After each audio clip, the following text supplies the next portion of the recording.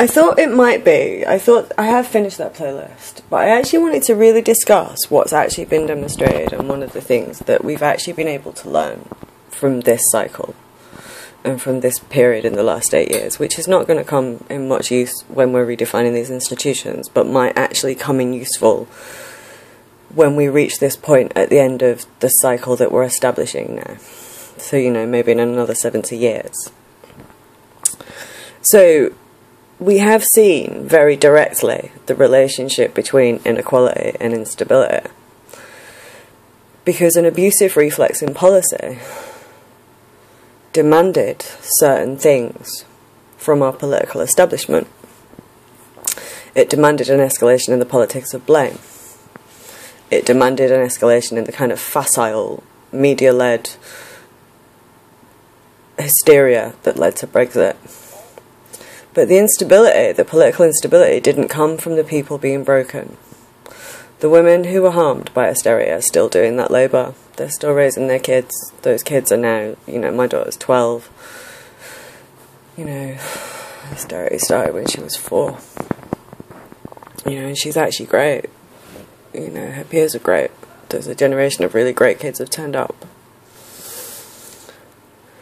The instability didn't come from the people like my friend in Hebden Bridge, who is really broken by this and never had capacity to deal with it. And it didn't come from the lady I talked about whose carer was hurting her.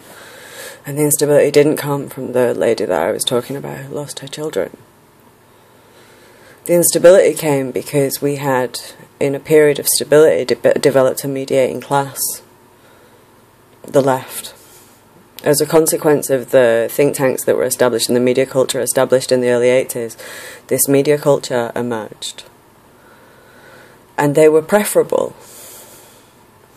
You know, our media establishment wanted people like Owen Jones to divert all discussion of this into a left-right tribalism that fit everything that they were doing. And the instability came from them. The threat of fascism comes from the media class that they used to stand on us, to stop us discussing it. It didn't come from us. Most of us just want stability and can't believe the mess that we've made.